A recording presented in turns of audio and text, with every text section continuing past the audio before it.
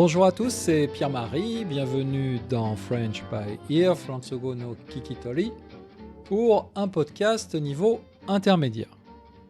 J'espère que vous êtes très en forme, parce que aujourd'hui, je crois que ça va être un peu plus long que d'habitude. Normalement, niveau intermédiaire, j'essaye de faire des podcasts d'à peu près 10 minutes, mais là, je sais déjà que ça va être plus long, parce que j'ai envie de parler de quelqu'un que j'adore. Et en français, on a cette expression qui dit « Quand on aime, on ne compte pas ». Donc je ne compte pas mes minutes aujourd'hui. Et en plus, c'est le début d'année. Normalement, vous êtes très motivé, vous n'avez peur de rien. Donc c'est OK pour faire un podcast un peu plus long. Donc j'ai envie de parler d'un de mes héros, et en fait, comme c'est une femme, je dois donc dire une de mes héroïnes, et pas n'importe laquelle de mes héroïnes, je dirais même c'est la reine de mon panthéon personnel. Le Panthéon, vous connaissez, c'est ce monument dans Paris où sont enterrées des personnes françaises célèbres, en fait, des héros de la nation française.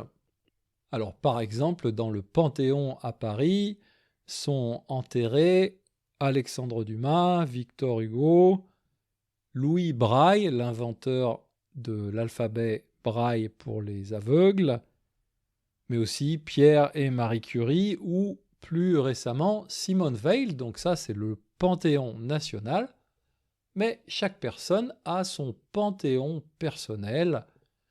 C'est une image, c'est une métaphore pour dire l'ensemble de ces héros. Chacun a ses propres héros, des personnes qui l'inspirent, et donc l'ensemble de ces personnes fait ce petit panthéon, ce panthéon personnel. Donc la reine de mon panthéon s'appelle Alexandra David Nell. Qui est-elle ? C'est un peu compliqué parce qu'elle a fait tellement de choses dans sa vie, mais essentiellement elle est très connue parce que c'est une spécialiste, une experte des cultures asiatiques et principalement du bouddhisme. Mais aussi elle l'est, ou plutôt elle l'était, puisqu'elle est morte au siècle dernier, elle était une grande voyageuse, une grande aventurière, on pourrait même dire une exploratrice. Donc Alexandra David-Nell, c'est un peu la tête et les jambes, ça c'est une expression française pour dire la tête et les jambes, une personne qui a à la fois des qualités intellectuelles mais aussi physiques. La tête, les jambes. Et c'est même encore plus que ça parce que Alexandra a commencé sa carrière comme chanteuse d'opéra. Et c'est d'ailleurs comme chanteuse d'opéra qu'elle va commencer vraiment à voyager un peu partout dans le monde vers la fin du 19e siècle, début du 20e siècle. Donc pour son travail de chanteuse d'opéra, elle voyage un peu partout dans le monde, et notamment en Asie, et quand elle va en Asie, elle tombe amoureuse de la région, de la culture. Quand elle revient en Europe et en France en particulier, elle se met à étudier de façon passionnée la culture, l'histoire et les religions asiatiques, notamment au célèbre musée Guimet à Paris. Tout en faisant ses recherches, elle commence à écrire quelques livres et elle continue à voyager un peu partout, si bien que au début du XXe siècle, en 1904 pour être précis, elle se trouve à Tunis, en Tunisie, en Afrique du Nord, et là, elle épouse Monsieur Philippe Nel, qui devient donc son mari. Ils passent quelques années ensemble à Tunis, mais Alexandra, il y a quelque chose qui la démange, elle a envie de voyager. Et un jour, elle dit à son mari, écoute, mon chéri, j'ai envie de voyager, je pars faire un voyage en Asie, ça va durer 1 an et demi. Et donc son mari dit ok, bon, je pense qu'il n'avait pas trop le choix de toute manière. Elle part faire son voyage d'1 an et demi, mais le voyage, en vrai, il dure beaucoup plus longtemps parce que Alexandra va faire un voyage de 15 ans. Elle va rester 15 ans à voyager partout en Asie, et en particulier en Inde, en Chine et au Tibet. Pendant toutes ces années de voyage, elle a continué à écrire très régulièrement à son mari qui lui répondait. Et c'est un des meilleurs livres personnellement que j'ai lu. C'était la correspondance, donc plusieurs décennies, je crois, de correspondance entre Alexandra David-Néel et son mari, où elle raconte bien sûr toutes ses aventures de voyage, mais aussi on sent bien la relation profonde qu'ils ont tous les deux, malgré la distance et le fait qu'ils ne se voient jamais ou pratiquement jamais.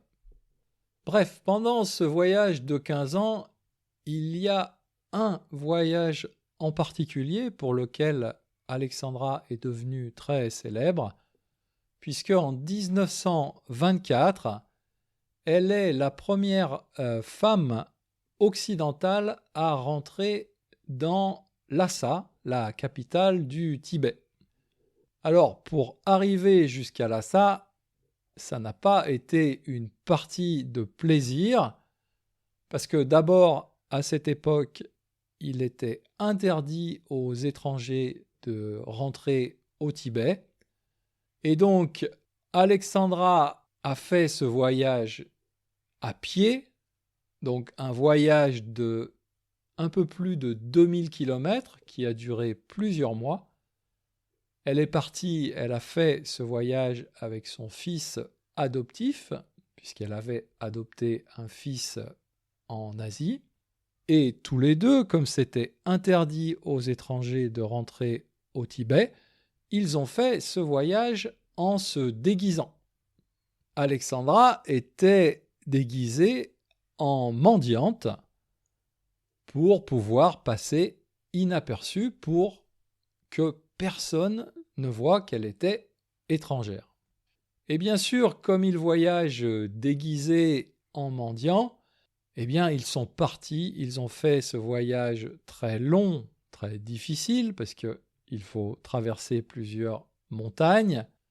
Ils ont fait donc ce voyage avec pratiquement aucun bagage. Ils sont partis avec juste un petit sac et 2 équipements essentiels. Bien sûr, une boussole pour trouver son chemin et aussi un pistolet pour se défendre des attaques de voleurs, des attaques de brigands, parce qu'il y en a pas mal dans la région.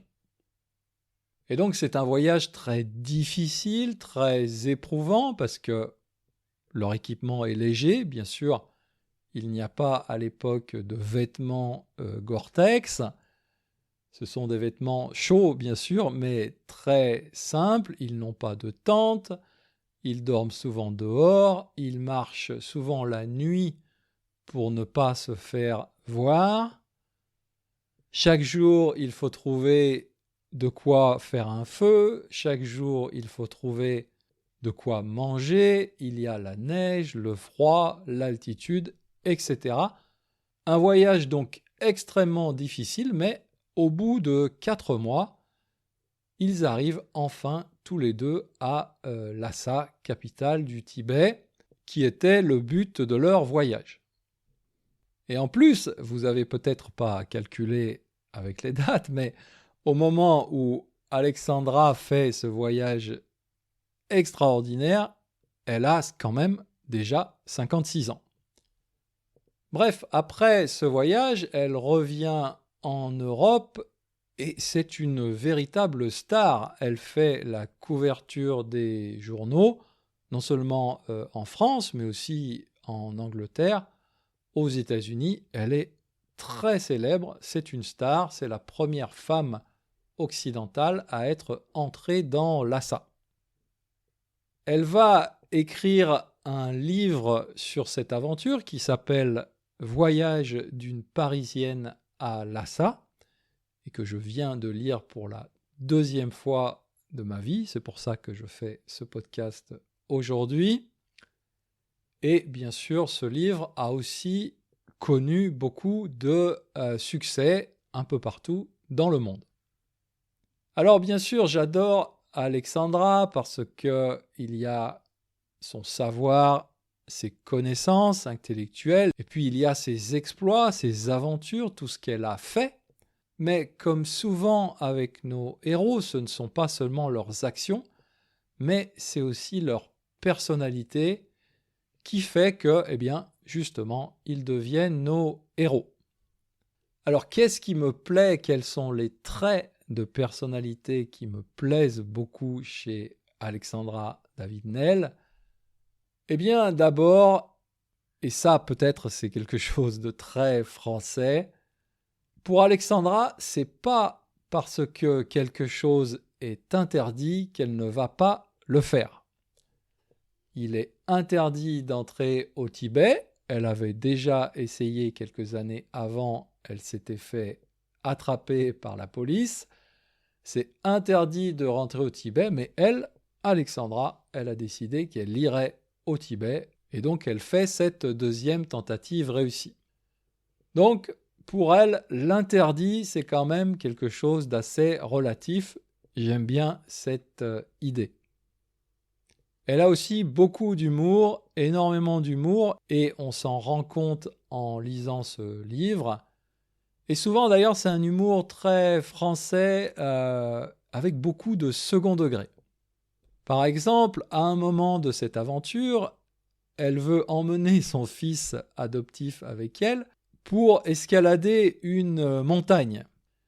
Et lui, il n'est pas très enthousiaste, il n'est pas très chaud, il lui dit « Il va neiger et nous manquons de vivre », c'est-à-dire nous n'avons plus rien à manger. Et là, Alexandra réfléchit et elle écrit « Ces paroles méritaient qu'on leur accordât quelques instants de réflexion. » Oui, on n'a plus rien à manger, il va bientôt neiger, c'est la montagne. Peut-être que ça vaut le coup de prendre 30 secondes pour réfléchir. Donc ça, c'est un peu l'humour second degré qu'on trouve souvent dans les écrits de Alexandra. Elle n'hésite pas aussi beaucoup à se moquer d'elle-même. Autre situation intéressante dans ce livre, à un moment donné, pour continuer leur chemin, ils ont le choix entre deux routes différentes. La première route passe par la vallée, il y a une rivière, il y a des monastères où ils pourront coucher, ils pourront facilement trouver de la nourriture. Ça, c'est la première route. Et on lui dit, il y a une deuxième route, mais ça passe par la montagne, donc s'il neige, ça peut être très difficile. Vous allez avoir beaucoup de mal à trouver de la nourriture et puis aussi peut-être il y a un risque de se faire attaquer par des voleurs. Donc il y a ces deux options et Alexandra, qu'est-ce qu'elle en pense? Eh bien, je vous lis sa réflexion. Je ne m'attardais pas longtemps à peser la valeur de ces renseignements. La route suivant les vallées se trouvait indiquée sur plusieurs cartes. Au contraire, l'autre voie était totalement inexplorée. Évidemment, je devais choisir cette dernière. Et oui, Alexandra, elle est comme ça, elle est attirée en permanence par l'inconnu. Et donc, elle choisit à chaque fois ce type d'option qui souvent les met dans de grandes difficultés. Mais, et c'est là une autre qualité d'Alexandra que j'adore, c'est le genre de personne à faire contre mauvaise fortune bon cœur. Faire contre mauvaise fortune bon cœur, ça veut dire que dans une situation difficile, elle va toujours regarder le bon côté des choses.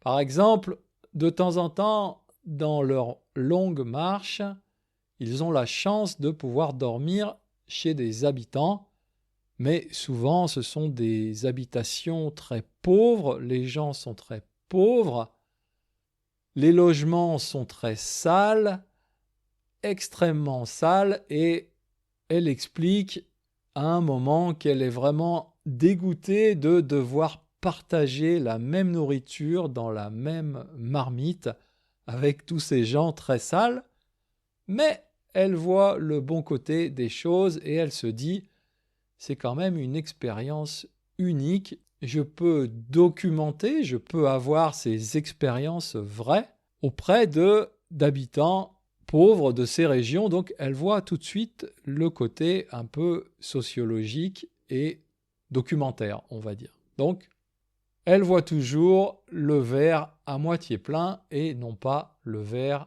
à moitié vide. Il y a vraiment beaucoup de choses que j'aime chez cette femme. Je donne un dernier exemple parce que, comme tous les super-héros, eh bien, Alexandra a des super pouvoirs. Elle explique, toujours dans ce livre, Voyage d'une Parisienne à Lhasa, elle explique qu'ils viennent de traverser une montagne avec beaucoup de neige et le soir, au moment d'allumer le feu, catastrophe, le briquet ne marche plus. Impossible de faire du feu. Comment faire ? Eh bien, Alexandra se rappelle que elle a appris auprès de moines bouddhistes une technique de respiration qui s'appelle la respiration Tummo et qui permet de faire augmenter de façon très forte et très rapide la température de son corps. Et donc elle prend le briquet mouillé, elle le colle contre son ventre, elle fait sa respiration Tummo, et bien sûr, vous avez deviné, le briquet sèche et enfin, ils peuvent faire du feu. Est-ce que c'est une histoire vraie ? Est-ce que c'est une histoire inventée ou exagérée ? Je ne sais pas. Personnellement, j'ai envie d'y croire, mais Alexandra est aussi une personne assez maligne, avec un bon sens des affaires, un bon sens du marketing, peut-être, je dirais aussi. Donc, c'est pas impossible qu'elle ait un peu inventé ou exagéré cette histoire de briquet. Bref, vous avez compris, je l'adore, et peut-être vous vous dites, avec une vie dangereuse comme ça, cette personne a dû mourir jeune. Eh bien, pas du tout. Alexandra David Nel est morte à l'âge de 100 ans. Quel était son secret ? Je ne sais pas exactement. Je pense qu'il y avait cette curiosité permanente, cet appétit pour apprendre des choses nouvelles. Et elle donne aussi peut-être une petite explication dans son livre, puisque à un moment, elle écrit, après encore une aventure très difficile, elle écrit « Les pires émotions, je l'avoue, n'ont jamais eu le pouvoir de m'empêcher de manger ou de dormir. » Alors, si l'appétit va, si le sommeil va, on peut affronter tous les dangers et vivre centenaire. Elle est donc morte à 100 ans dans le sud de la France, dans les Alpes-Maritimes. Et cette fois-ci, anecdote vérifiée et certifiée, quelques mois avant de mourir, donc à 99 ans, Alexandra a demandé le renouvellement de son passeport parce que elle avait quand même encore un peu envie de voyager. Voilà, c'était en quelques minutes, un peu plus long que d'habitude. Cette présentation, j'avais envie de parler d'Alexandra David-Néel. Je vais mettre sur mon site une petite vidéo de la chaîne de télévision Arte qui donne aussi quelques informations. Vous pouvez trouver, si ça vous intéresse, beaucoup de choses sur YouTube. Mais par contre, il n'y a presque rien en japonais. C'est assez bizarre. Alexandra est totalement inconnue au Japon. Même sa page Wikipédia qui existe en 30 langues différentes, eh bien, il n'y a pas le japonais. Ces livres aussi ont été traduits dans de nombreuses langues, mais pas en japonais. Donc si jamais vous voulez lire Alexandra, peut-être le mieux, c'est le français, mais je dois quand même vous prévenir que c'est d'un niveau assez difficile, on va dire niveau avancé, mais franchement, ça vaut le coup. Voilà, c'est tout pour ce très long podcast. Retrouvez sa transcription sur mon site internet et je vous dis à bientôt, Mata Chikai, pour un podcast normal et plus court.